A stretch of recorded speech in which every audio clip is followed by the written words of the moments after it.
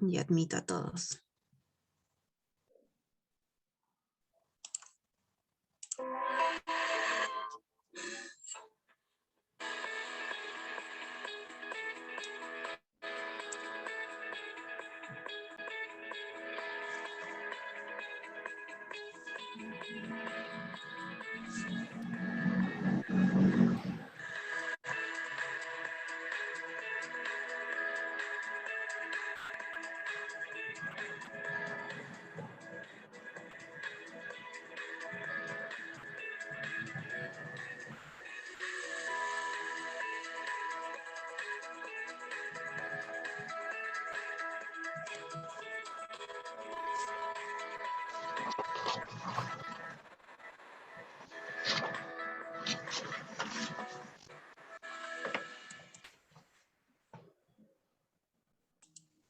Adelante, profesora.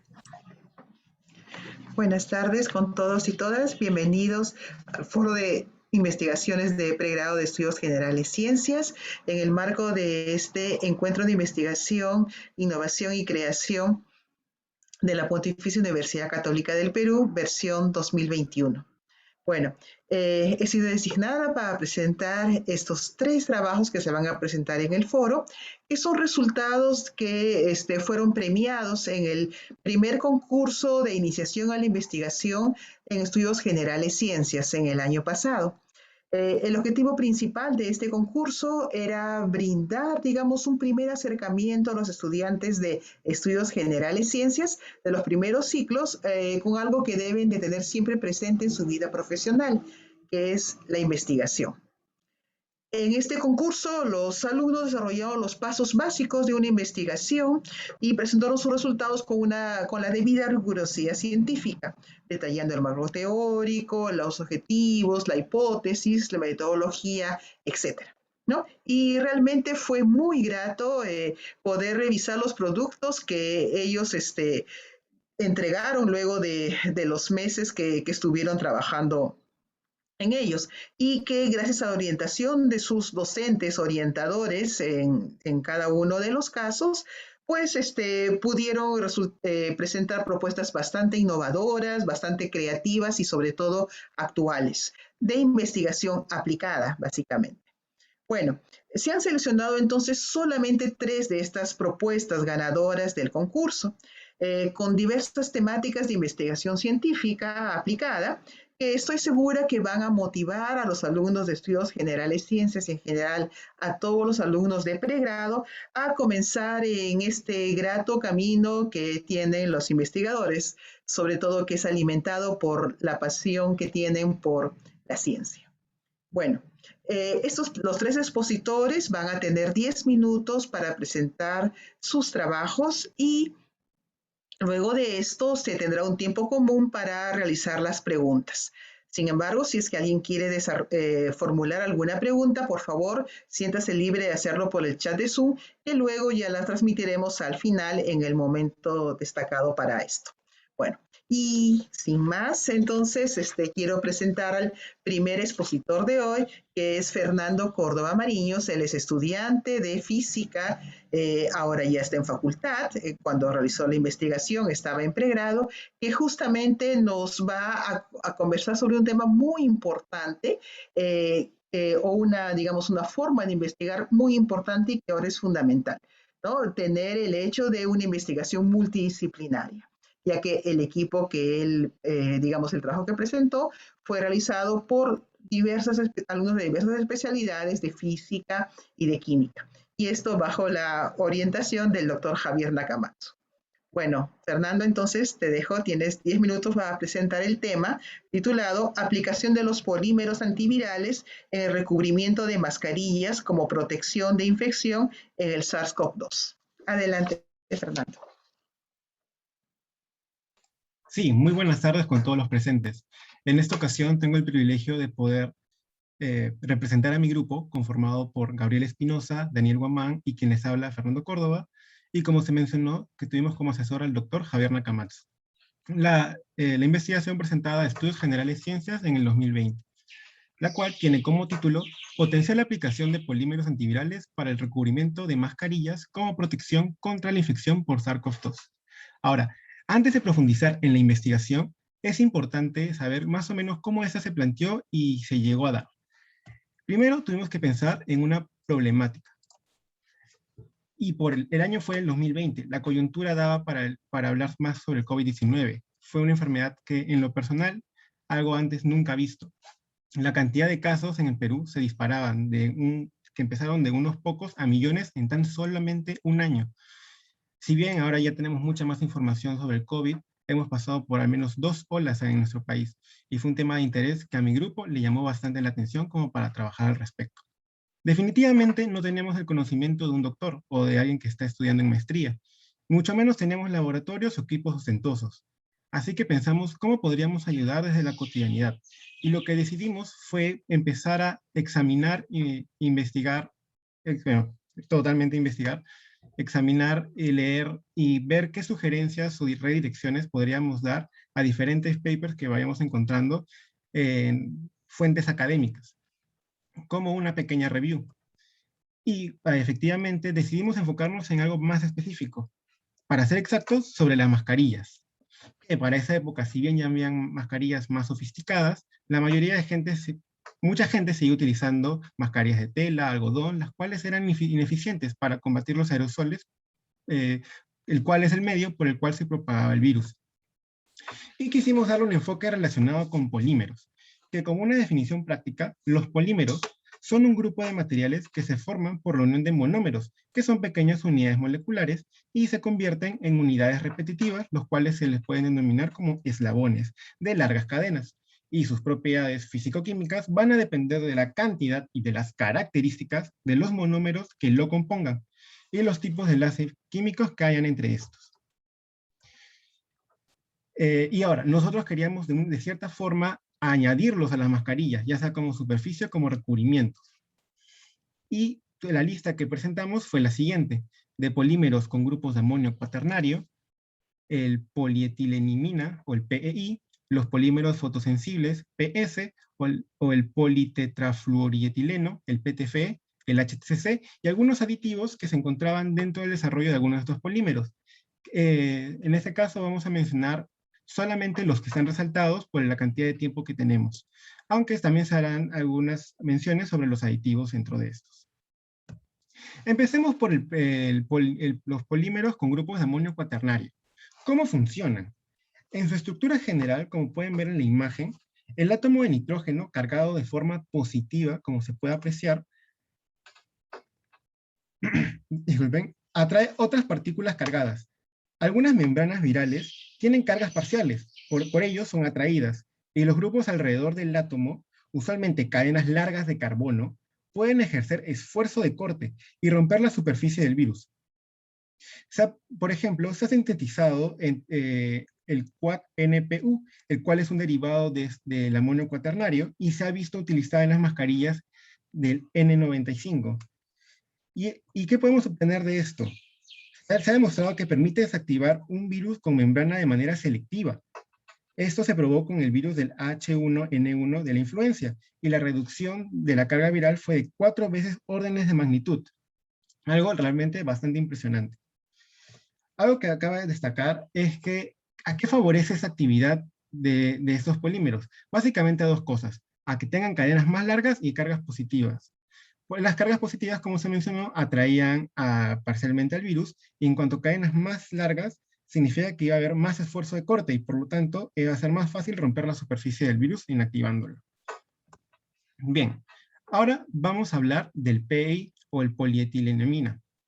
¿Por qué es de interés este polímero? Bien, principalmente en un estudio se utilizó para mejorar el proceso de acomplejar metales pesados y para absorber proteínas, y sobre todo virus en suspensión, que es lo que a nosotros nos importaba. El PEI se puede fijar fácilmente en superficies de membranas alcalinas para usarlos como ligando o para suministrar sitios de acoplamiento para ligandos. Antes de explicar eso, tenemos que también ver cómo se realizó el estudio. Se utilizaron 2 superficies, ambas en base de celulosa. Una fue recubierta con este polímero y en la otra no. Y para simular el virus utilizaron bacteriógrafos T4D y vieron la cantidad de absorción que podía tener ambas superficies. En la superficie del que estaba con PI fue 15 veces más eficiente que los tratados sin este. Esto confirmó la fuerte afinidad entre el virus cargado negativamente y el PI, incluso, como se puede apreciar, en cantidades bajas de esta concentración. De manera simplificada, ¿esto qué significa? Que una vez que el virus, por ejemplo, ingrese en la superficie, imaginemos, podamos recubrir alguna mascarilla, este virus va a ser más complicado que se desadhiera de ese lugar. Entonces, si una persona, al menos en los comienzos del 2020, donde estaba bastante a flor de piel el cuidarse cómo sacar y poner la mascarilla, y no se sabía muy bien cómo el virus realmente le hacía daño al cuerpo, imaginemos que te la sacabas, la manipulabas o rozabas la parte de frente que era la tela, por así decirlo. Entonces el virus, parte activa, podía quedarse todavía en tu piel y eso podría traerte consecuencias a contagios. Lo que este polímero permitía es que eso se reduzca significativamente, ya que ese virus ya no iba a ser tan fácil que pase de la tela a tu piel. Es por eso que nos llamó bastante la atención. Y además, como una estrategia, es utilizar aditivos metálicos, ya que al permitir que el virus permanezca más tiempo o de manera más sólida en la tela o en el recubrimiento de la mascarilla, utilizar aditivos metálicos como la plata, el zinc o el oro tienen propiedades antivirales que permitirían una desactivación más rápida del virus. Entonces, combinar dos de estas diferentes capas, una por encima de la otra, permitiría que habría más absorción del virus y además ese virus tenga menos tiempo de activación dentro de la superficie por los aditivos metálicos. Bien, ahora vamos a hablar sobre los fotosensibilizadores, o mejor dicho, PS. Los PS son compuestos químicos que absorben ciertas frecuencias de luz y con ello catalizan reacciones químicas, usualmente reacciones redox. En nuestro caso, indagamos el empleo de PS generado en especies inestables de oxígeno, como posibles antivirales, debido a que estas especies de oxígeno pueden dañar membranas o material genético de microbios que se posen en la superficie. Como pueden apreciar en la izquierda, se da la estructura de uno de los grupos de polímeros BDCA-RNM, el cual fue estudiado por su actividad fotosensibilizadora. Y a la derecha, los resultados de su aplicación en superficies como la mascarilla N95, en los cuales redujo en 5 órdenes de magnitud una alta carga viral en tan solo 3 horas con la ayuda de la luz. Algo que realmente es bastante impresionante. Bien, ahora hablaremos del politetrafluoretileno, o PTFE. ¿Qué es lo interesante con este polímero? Vamos a centrarnos principalmente en un estudio que ve de 3 diferentes perspectivas. La perspectiva antiviral, la comodidad con el usuario, porque en ese estudio se evaluó como una tela para específicamente mascarillas, y además, qué tan amigable con el ambiente es.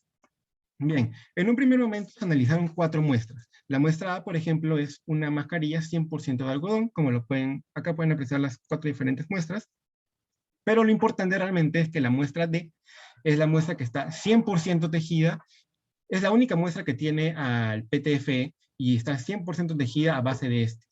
Se ha demostrado que la eficiencia de filtración de partículas, que es para ver qué tan eficientes son para evitar efectivamente eso, que traspasen los aerosoles de los virus, es del 89%, bastante similar a las mascarillas que ya se utilizan para combatir la pandemia, como ya hemos dicho antes, el N95 o mascarillas quirúrgicas. Incluso acá también se toma en cuenta el KF94. Aunque viene a una pequeña contraparte.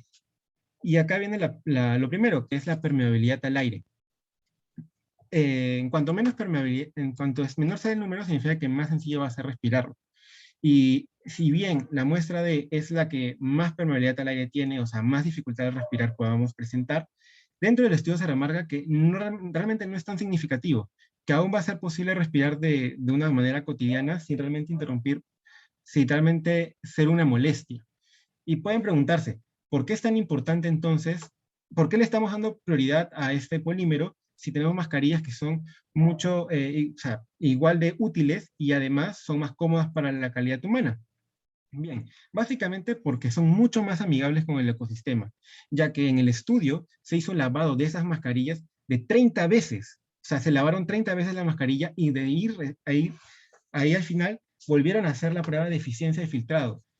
Y el porcentaje del PTF de efectividad solo se redujo entre un 10 a un máximo de 20%, dándonos a entender que puede ser utilizable y a largo plazo a la humanidad le vendría mucho más barato utilizar ese tipo de mascarillas porque estaríamos cuidando mucho más del ambiente. Incluso las mascarillas desechables ya son un problema actualmente. Entre otros tenemos los aditivos que, como habíamos hablado antes, pueden ser partículas metálicas y también el óxido de grafeno. Por el tiempo, ya solo vamos a mencionarlas como el óxido de grafeno y las partículas metálicas, enfatizando sobre la plata y el cobre. Y como conclusión, como grupo, podemos decir que hay material para trabajar y hay material para mejorar.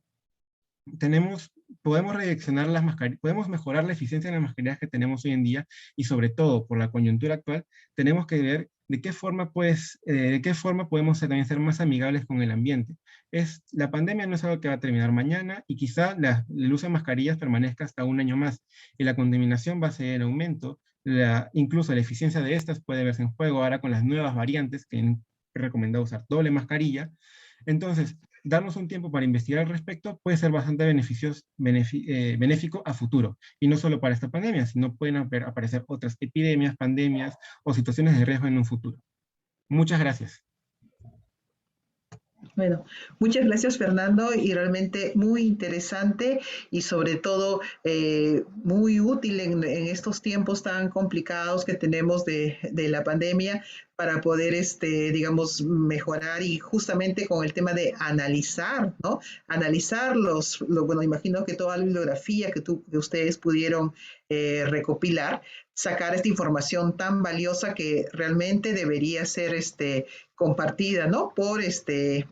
Con una, digamos, a una mayor escala, digamos, en forma de difusión, ¿no? En forma de difusión mucho más sencilla, ¿no? Porque, bueno, los papers o las investigaciones de repente van a una élite, pero de repente conversando esto a un nivel más divulgativo, pues yo creo que sería muy, muy interesante. Felicitaciones. Muchas gracias.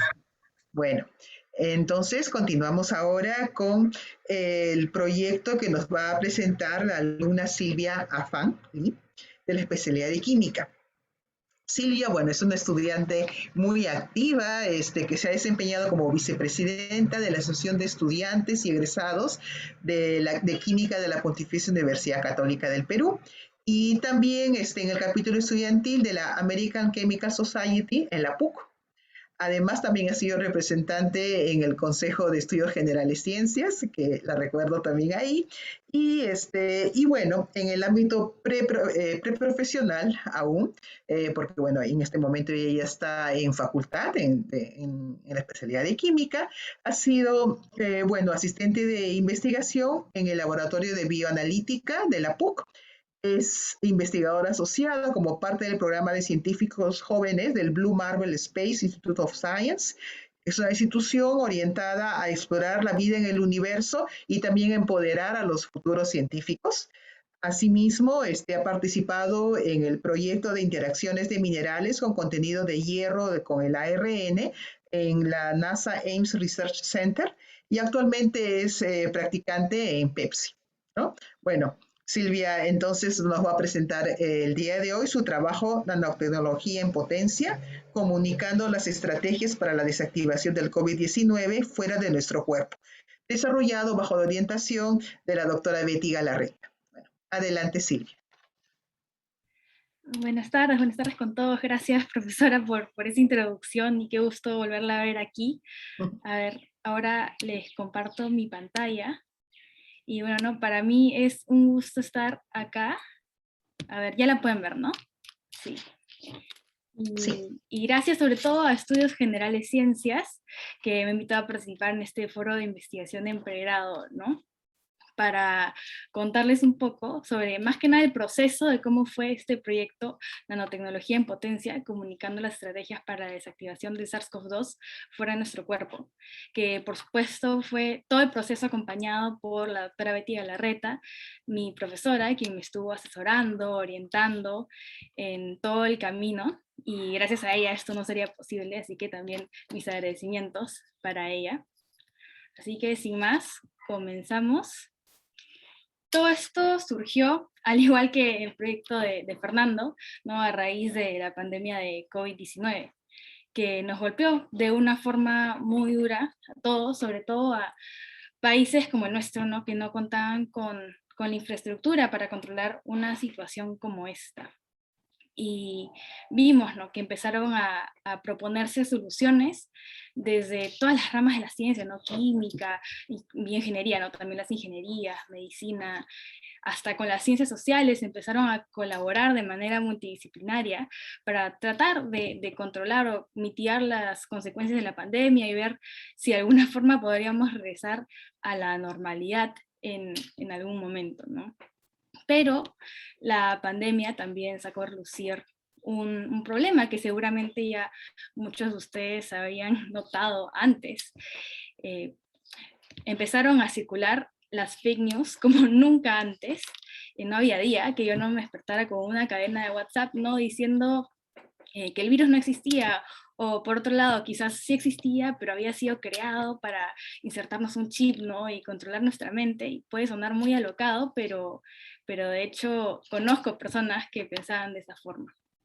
Y en fin, la pandemia evidenció, ¿no? Un alto nivel de desinformación en el país, y que eso poco a poco está generando bastante desconfianza en la ciencia.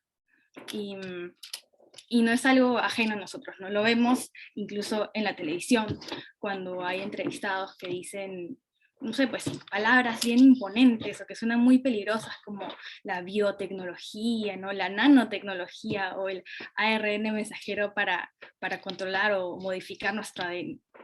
Todo esto presenta una situación muy, muy alarmante. Y no es culpa de las personas que desconfían, por cierto, sino más bien habla de un problema que tenemos nosotros los científicos o futuros científicos en cómo comunicamos nuestro trabajo. Y es así que en ese contexto el concurso de Estudios Generales de Ciencias presentó una oportunidad ideal, ¿no? Para difundir el potencial que tenía la nanotecnología en la desactivación de este virus. La nanotecnología, para contarles un poco, ¿no? Los nanomateriales son aquellos que tienen una de sus dimensiones menor a 100 nanómetros. Un virus tiene un tamaño similar, ¿no? Entre 70 y 90 nanómetros. Y además, también, para que se hagan una idea, un nanómetro es tan solo una millonésima parte de un milímetro.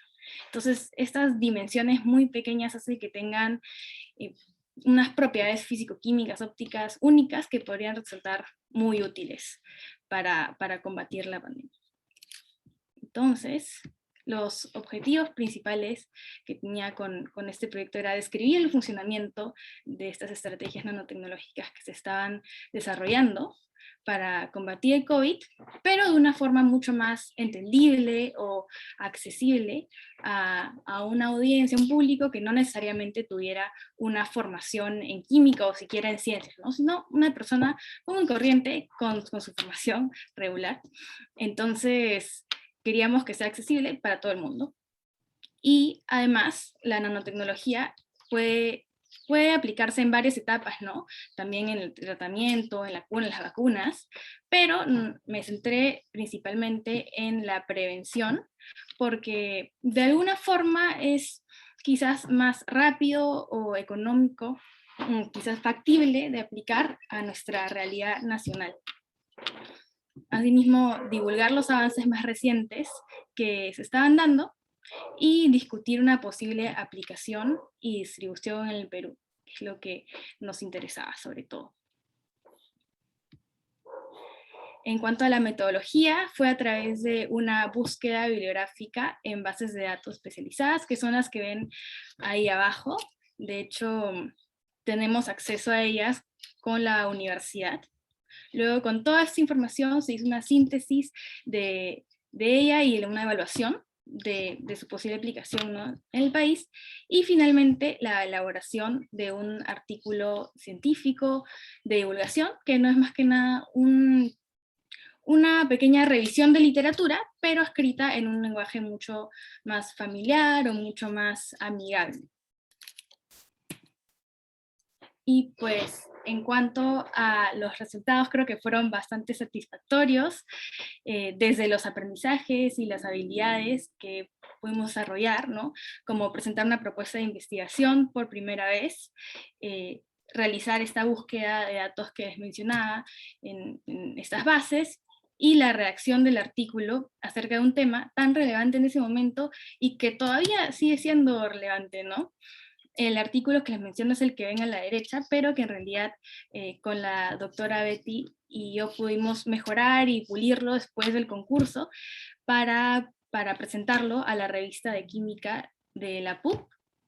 Entonces lo que ven ahí es mi primera publicación en una revista. Y pues este artículo resalta los avances de la nanotecnología en la lucha contra el COVID-19 y muestra estrategias que podrían ser viables en nuestro país. Porque nos dimos cuenta o encontramos que no es solamente en un país, no es solo en Estados Unidos que hay empresas que están desarrollando esta tecnología, sino que se está aplicando en muchísimos más países, en Brasil, en Malasia, en Grecia, Corea del Sur, en Japón. En varios países existen personas, grupos de investigación también que están desarrollando esta tecnología.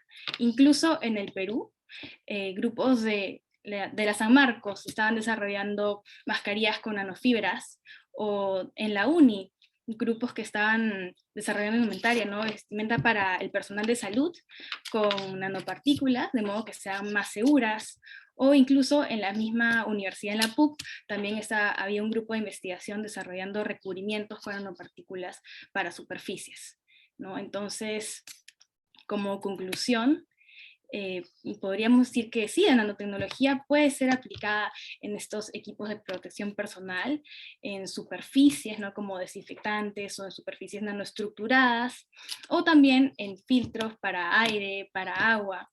Y esto es sumamente relevante para combatir la actual pandemia, pero también para futuras epidemias y como una medida sanitaria o de salud pública general, ¿no?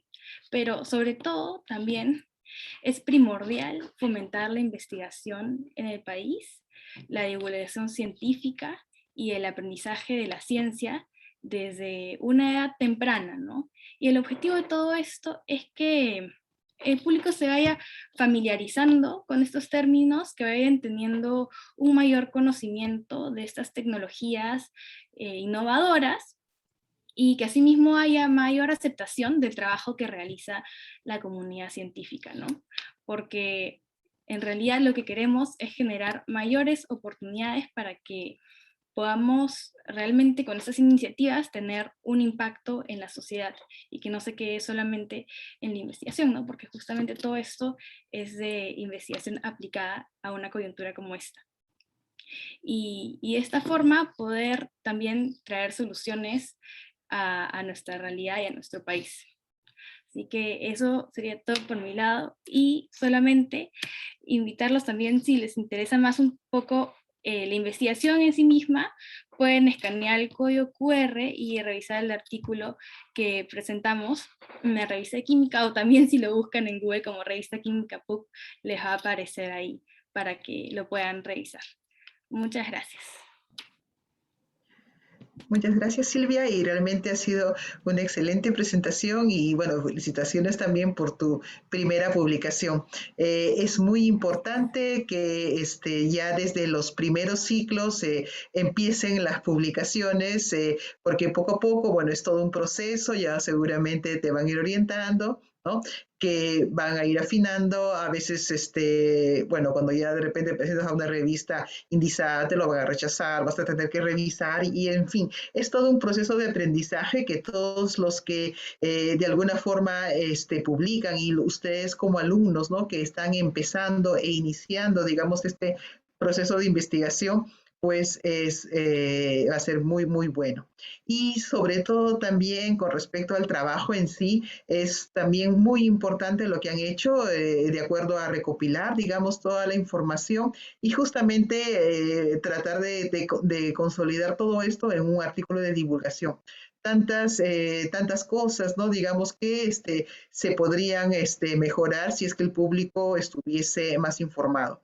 Entonces, esa es Es un muy buen aporte de parte de ustedes. Bueno, felicitaciones.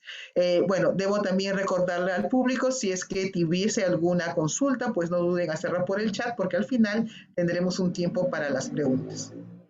Bueno, y ahora vamos a recibir a nuestro tercer ponente, digamos, del día de hoy, que, bueno, es José Rosales Juárez. Él es de la especialidad de ingeniería biomédica, ¿no? Y que tiene su interés básicamente en las áreas de rehabilitación física, biomecánica e imágenes y señales biomédicas. Para José, investigar e innovar, dice que son dos actividades primordiales a desarrollar en su futura vida profesional.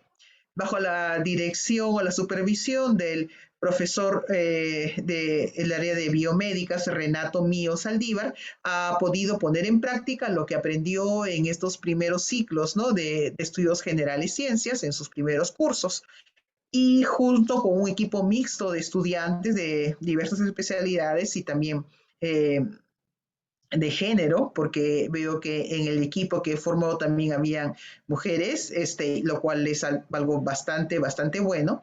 Eh, Han realizado su proyecto titulado Uso de Soft Robotics aplicadas a la rehabilitación posoperatoria de pacientes de tenosinovitis de Quervain.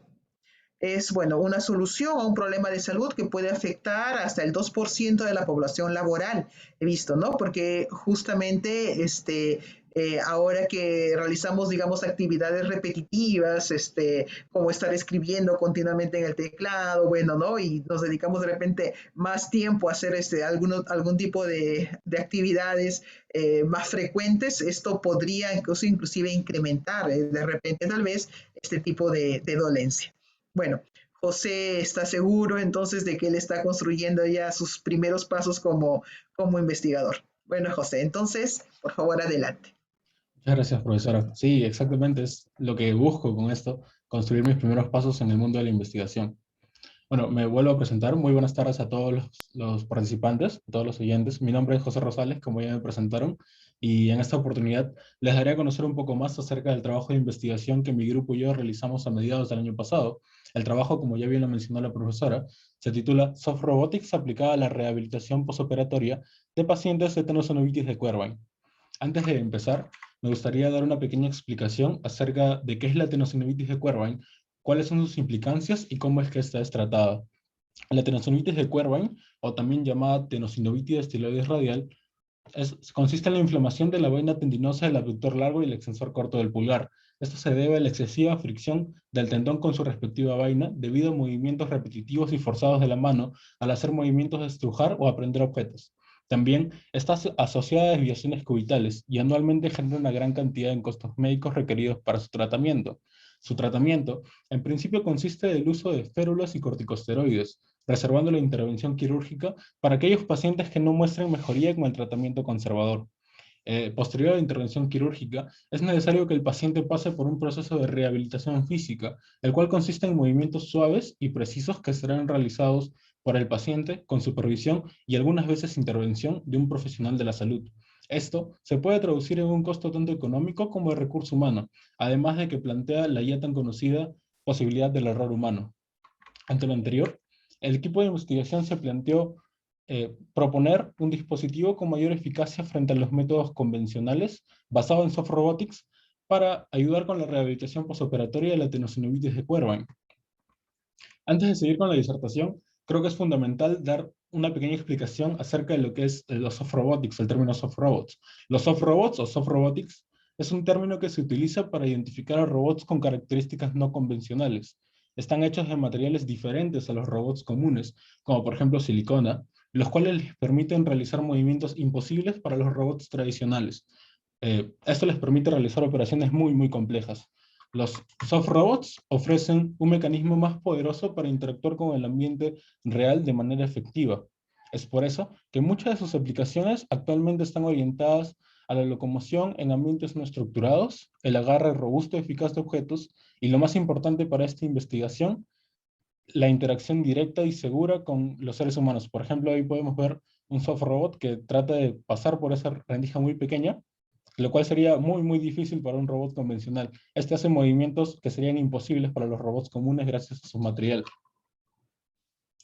Algo que me gustaría resaltar y que me parece muy importante es que en el año 2018 se publicó un artículo de revisión titulado Soft Robotic Devices for Hand Rehabilitation and Assistance, a Narrative Review, en la cual se resalta el rápido crecimiento que estos soft robots están teniendo en los últimos años.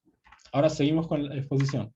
Con el objetivo de cumplir con el objetivo planteado por el equipo, se decidió seguir la metodología Design Thinking, la cual es ideal para generar propuestas de valor de carácter biomédico gracias a su enfoque creativo y empático. De esta metodología se siguieron principalmente 4 pasos. Como parte del primer paso, la empatización, se procedió a revisar los procedimientos a los cuales los pacientes son sometidos desde su diagnóstico hasta su recuperación completa. Esto nos permitió entender mejor el contexto en el cual se encuentran los pacientes y pudimos identificar algunos de sus principales problemas, como por ejemplo aquí pueden ver algunos de los ejercicios que se realizan en la rehabilitación física. Como parte del segundo paso, la definición del problema, con el objetivo de definir de manera más óptima el problema que se busca solucionar y teniendo en cuenta los datos recopilados hasta ese momento, se determinó el impacto tanto social, psicológico y económico que la tenosynovitis de Kuerban genera. Con motivo de esta presentación, solo mencionaré 2 o 1 por cada uno de los puntos para no alargar tanto esta parte. Como parte del impacto social, se detectó que el tiempo óptimo para la resolución de un caso clínico de tenosynovitis de Kuerban es de aproximadamente 20 días, en los cuales en muchos casos se genera una incapacidad laboral. Además, la prevalencia es del 1.3% en las mujeres y del 0.5% en los varones en una población adulta. Como parte del impacto psicológico, se encontró que la demora en los tratamientos genera cuadros de estrés y frustración en los pacientes, sobre todo cuando el miembro afectado es la extremidad dominante. Como parte del impacto económico, se detectó que el costo promedio del tratamiento de la tenosynovitis de Kuerban es de aproximadamente $2.355.87 estadounidenses, y solo el tratamiento tiene un costo de $1.344.72 estadounidenses aproximadamente. Como parte del tercer paso, el brainstorm, se plantearon distintas ideas de solución, basado en lo que ya habíamos encontrado. 2 de las principales propuestas fueron, 1, un guante con actuadores neumáticos capaces de realizar los movimientos que se requerían, muy parecido al que están viendo en pantalla. De hecho, estaba inspirado en lo que ven en pantalla. Y el segundo puede sonar un poco más simple, pero es una esfera de volumen variable. Con motivo de esta exposición explicaré solo la idea ganadora. Se propone implementar un dispositivo que consta de una esfera de material elástico cuyo volumen será variable y estará habilitada para hacer rotaciones. A dicha esfera se irá añadido un guante en la cual se insertará la mano del paciente. El volumen de la esfera estará regulada por una fuente neumática externa. La esfera, al variar su volumen, puede llevar los dedos de una posición de extensión a una de flexión y viceversa. Además, al aumentar la presión de aire dentro de la esfera, esta puede actuar como una resistencia que se puede usar para la asistencia de la rehabilitación. El que la esfera rote busca lograr los movimientos de pronación y supinación para la rehabilitación de los pacientes. Como se muestra en pantalla, una imagen que solo es con la intención de ilustrar de algunos de los movimientos que se buscarían lograr con este dispositivo. Como parte del cuarto paso, el desarrollo y modelado, se siguió la metodología de diseño BDI 2225, además que se hizo un modelo 3D del prototipo del diseño propuesto. Como parte de la metodología de diseño BDI 2225, se hizo una tabla de requerimientos en los cuales se diferenciaban entre requerimientos funcionales, no funcionales y deseos. Algunos de los requerimientos más importantes se muestran en pantalla. La esfera debe poder contraerse, la esfera debe poder expandirse, la esfera debe poder rotar y la esfera debe poder variar su volumen. Posteriormente, se realizó una matriz morfológica en la cual se proponen 3 distintos conceptos de diseño, los cuales son básicamente los materiales que se utilizarán para cada parte en el desarrollo del dispositivo. Estos tres conceptos de diseño fueron sometidos a una tabla de valoración en la cual usamos criterios como, por ejemplo, la facilidad de ensamblaje, facilidad de manejo, ergonomía, eficacia, durabilidad, mantenimiento, etc. Luego de someterla a una valoración, decidimos que el concepto de diseño número 1 era el más óptimo, el cual consiste en, como podemos ver aquí, la ruta naranja. Para el material de la esfera se utilizaría el látex. Para generar el movimiento rotacional de la esfera, un motor paso a paso. Para la expansión, compresión y resistencia de la esfera, o sea, para variar su volumen, a un compresor de aire, y para el sistema de acoplamiento guante-esfera, la cinta velcro, que pensamos que era muy ideal para esto. Como parte de lo que irá en contacto directo con el paciente, guantes de poliuretano. También, teniendo en cuenta todo lo anterior, se desarrolló un modelo 3D del prototipo del dispositivo propuesto, el cual pueden ver en pantalla, y tendríamos las siguientes partes: un panel de control, las esferas de volumen variable, soportes, y en la parte de aquí abajo iría el compresor de aire, el cual regularía el volumen de las esferas. Algunas ventajas que detectamos en nuestro diseño frente a los procedimientos convencionales es que un solo profesional de la salud podría monitorear y asistir a distintos pacientes al mismo tiempo, lo cual se traduciría en un menor costo de recurso tanto humano como económico. Además, que se elimina la posibilidad del error humano, puesto que todos los movimientos a realizar serían configurados desde el monitor o desde el panel de control y serían hechos por el dispositivo. Adicionalmente, más pacientes podrían acceder a un servicio de calidad, puesto que la cantidad de pacientes no afectaría la calidad del servicio. Según algunas pruebas de concepto que hicimos, se cree que el dispositivo propuesto podría cumplir un rol de asistencia en la rehabilitación posoperatoria de la tenosynovitis de cuerva. Y aquí me voy a permitir terminar con unas palabras un poco más personales. El equipo de investigación cree firmemente que los soft robots o soft robotics, o robots basados en materiales blandos, pueden cumplir un rol protagónico en procesos tanto de rehabilitación como en muchos otros procesos médicos. Además, que se puede aplicar en muchos otros ámbitos a nivel nacional. Para ponerlo en palabras simples, son nuevas tierras que deberíamos explorar y explotar. Muchas gracias. Muchas gracias, José Manuel.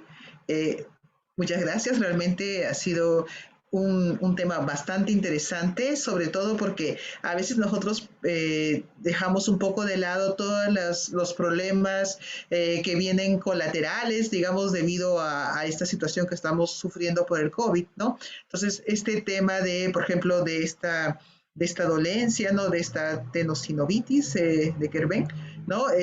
Yo supongo de que puede ser algo, un daño colateral, por así decirlo, así como muchas otras dolencias, y sobre todo con este tipo de soft robotics que has presentado, qué mejor como para que sea una herramienta para estas, digamos, consultas, ¿no? Que ahora tenemos teleconsultas médicas, ¿no? Y que de repente podrían también estar orientadas, digamos, en eso, ¿no? Entonces, felicitaciones porque es un tema con bastante vigencia y estoy segura que también tiene bastante futuro a desarrollar, ¿sí? Bueno, felicitaciones con todos.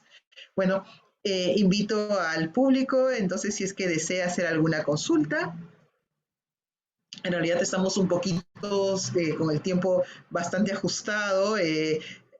Si es que me lo permiten, entonces, y justamente como estamos en este foro que ha tratado de propiciar, digamos, la investigación desde los primeros ciclos, yo quisiera preguntarles a cada uno de los ponentes qué sugerencias podrían darle a los alumnos que de repente que están todavía en los primeros y que piensan, pero yo todavía no puedo hacer investigación porque todavía no tengo de repente mucho conocimiento de las cosas. ¿Qué sugerencias podrían darles de repente para comenzar ya en esta maravillosa aventura, ¿no? Digamos, de la investigación?